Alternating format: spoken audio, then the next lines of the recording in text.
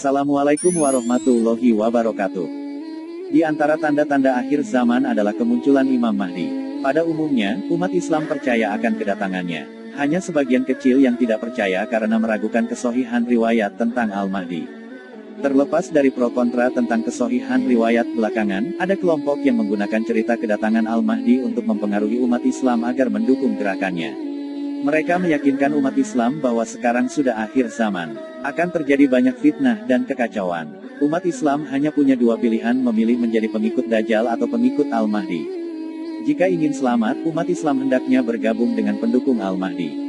Mereka sendiri mengaku merupakan calon pendukung Al-Mahdi ketika Al-Mahdi muncul. Untuk menyambut kedatangan Al-Mahdi, mereka menyusun kekuatan bersenjata agar ketika Al-Mahdi datang, mereka siap menjadi pendukung yang kuat. Mereka juga mengajak umat Islam pindah ke negara-negara yang mereka kuasai, seperti sebagian Suriah, dengan alasan hijrah ke negara Islam. Menurut mereka, hanya di sana keselamatan pada akhir zaman. Di sana Al-Mahdi akan turun memimpin dunia. Lalu seperti apa sebenarnya cerita tentang Al-Mahdi?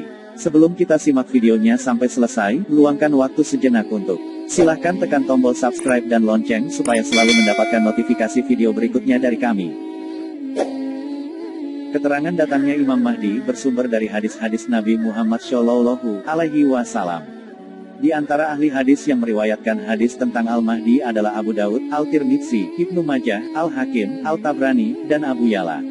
Sanad hadis mereka sampai pada sejumlah sahabat seperti Ali bin Abi Thalib, Ibnu Abbas, Ibnu Umar, Tolha, Abdullah bin Mas'ud, Abu Hurairah, Abu Said Al-Khudri, Ummu Habibah, Ummu Salamah, Sauban, Qurrah bin Iyas, Ali Al-Hilali, Abdullah bin Haris bin Jazi.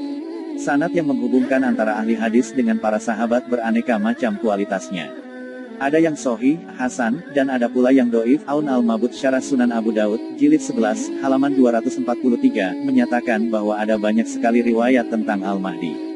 Kebanyakan berstatus doif. Tuhfat al-Ahwazi Syarah Sunan Al-Tirmidzi, jilid 6, halaman 402. Al-Tirmidzi meriwayatkan 3 hadis tentang Al-Mahdi. Salah satu di antaranya bersumber dari sahabat Abdullah bin Mas'ud.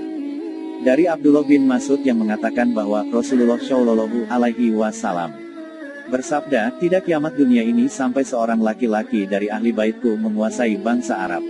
Namanya sesuai dengan namaku. Hadis riwayat Al-Tirmidzi.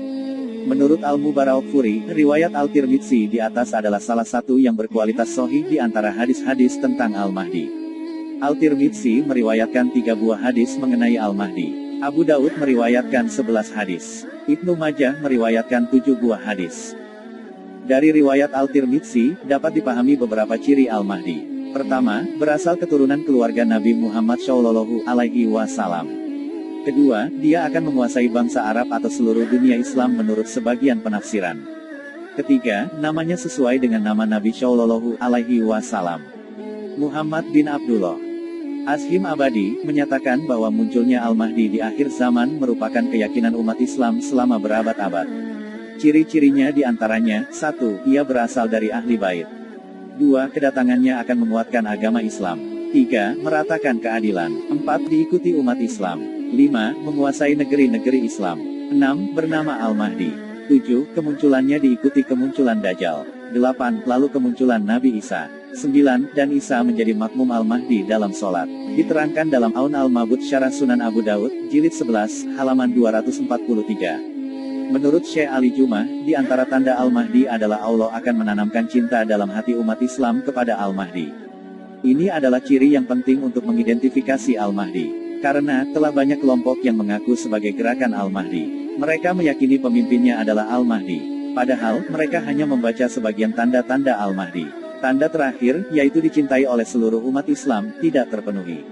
Al-Suyuti mencatat bahwa dalam sejarah umat Islam, terdapat banyak kelompok yang mengklaim sebagai gerakan Al-Mahdi. Menurutnya, semua itu bentuk kebohongan belaka karena ketika diukur berdasarkan kriteria-kriteria di atas, selalu ada yang kurang alias tidak cocok. Kelompok-kelompok tukang klaim tersebut mempermainkan dalil-dalil agama seperti anak-anak memainkan mainannya.